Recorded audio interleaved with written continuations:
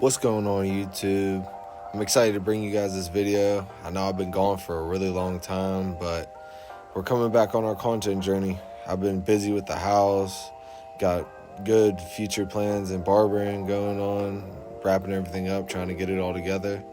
But in this video today, we're going to be bringing you how to do a tapered hairline. I didn't know how to do this earlier on in my career, so I thought this would be a good video on how to do a tapered hairline. As you can see, my client has an undercut with the hairline section from the long hair. This is considered a tapered hairline, and usually with my tapered hairlines I knock them down with a 0 guard. I used to use a 1, but depending on the hair texture, usually I do 0. If it's a thicker hair texture, it makes the hairline last a little bit longer and still keeps it really dark. But in this video today, I want to provide you guys a lot of value. I remember I always wanted a tapered hairline growing up. I didn't know how to get it or what it was even called. So I'm going to make this video called how to do a tapered hairline. So yeah, I'm just knocking everything down, going run of the mill, just making sure everything's even. Make sure you pull back that long hair, because if you don't pull back that long hair, you will snag it and make the tapered hairline the taper of doom. But yeah, I'm gonna speed through this. Make sure you always brush off all the client's hair that you just cut off, because it's really annoying to sit on their face. But you want to make sure all the hair is always laid down and brushed. His hair is pretty straightforward. So here we are getting right into the lineup. All right, y'all, here we go, getting right into it. As you can see, there's a lot of baby hairs hanging over his hairline that aren't really that dense. They're really, really wispy. So I just go with the dark spots of the hairline and go straight across. He has more of a round hairline, so I go with the highest point on his high side and just step it across. Some people call this a professional pushback, whatever you want to call it. I just call it giving him a nice natural lineup. But I always start on the left side, people's left side, their right, because I'm right-handed. It's just easier. It's my strong side. You'll figure out what your strong side is when you keep lining people up, but that's what I start my foundation off with. Just line up on that side and I step it right across.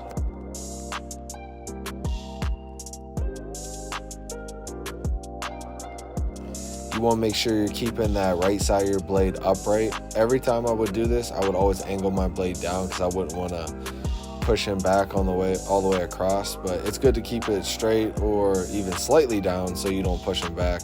As you can see, I go over that right side a lot so I could make sure I step it across without pushing him back.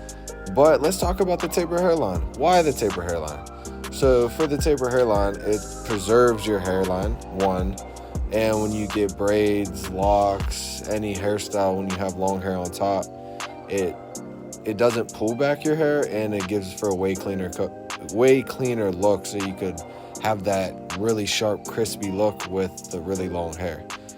But naturally, your corners in front of your hair are generally more fragile than other parts. But yeah, it's just overall, if you want to have long hair and the sharp look underneath, I highly recommend doing the tapered hairline. But as you can see, we set our foundation in, and now we're getting into the vertical bars and swoops. I've been cutting my client right here now for about maybe a year and a half or two, so I kind of know his hair and understand it more or less. But I definitely recommend doing the pull and push method, where you go to the line and pull away instead of pushing into it. But right here, I'm using the corner of my blade and leveraging my hand on his head. I never really do freehand lineups, meaning like this, just a trimmer tapping and going. I always get 2 or 3 points of leverage and put the trimmer on their head. It just makes it so you can have that stable edge up and not really have a shaky hand. As you can see, I'm placing my middle finger on his cheek and I'm just tapping and going, kind of using the trimmer as a pencil, low-key, just the one corner, use it as a pencil. I'm real particular with my lines, so I like making the real sharp curves. You could say I push people back, I don't make them look natural, but all my clients are happy, so that's all that matters. No one else's opinion. So now we're tackling the right side. Now you want to make sure everything's symmetrical but also natural at the same time. So hairlines will never perfectly be straight unless the guy has a completely perfect hairline. I remember at the beginning of my career, I used to struggle so hard with like the lineup because I would want to make it look so perfect, but sometimes people just didn't have the right canvas to make it look perfect. But yeah, just make sure you make those corners really, really sharp.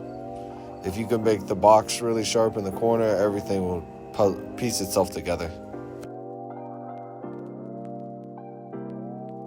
As you can see, I'm only using that right side of the blade. When I do the curves or anything, I'm only using the edge of the blade because that's how you kind of use it and draw with it as a pencil. You can't use the whole blade and make a curve. Only use the whole blade when you have flat surfaces. Here I am trying not to get in front of the camera, get in the way, but I want to make sure the hairline's straight. I'm still trying to get used to using the camera.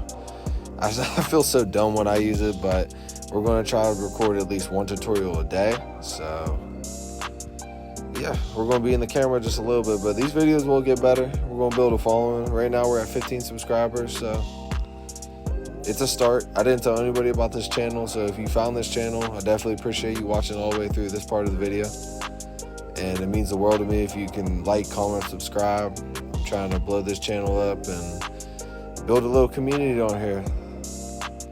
I watched the Dre Clipper Hands podcast, and Get Beam was on there, and I've been going through his YouTube channel like crazy, and it's honestly motivated me to make this video. It's currently 12 a.m. It's Friday. It's going to be a Friday, and I'm motivated to do this. I want to get a consistent schedule, find a time to edit these videos and post them out for you guys. Probably going to post them at night and not tell nobody, just see if it gains any traction. But my family's asleep right now, but we're grinding.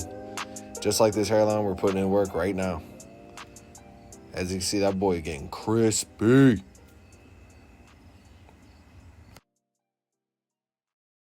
Guys, I'm not gonna lie, these Sabre, I think these are, no, the Stylecrafter Sabre trimmers, I ain't gonna lie, I hated them at first. I hated the body. I was an all Babyliss guy.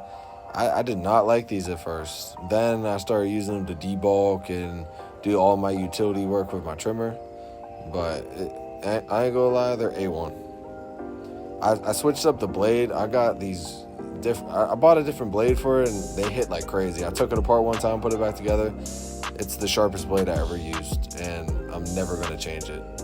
One time I my bad. One time I dropped these things, and oh my gosh, it was, you almost seen a grown man cry. But that's a tutorial on how to do a tapered hairline. Here's the final result with the cut. Trying to get these 360 chair spins down. They're low-key really hard. Appreciate you for watching. See you in the next tutorial.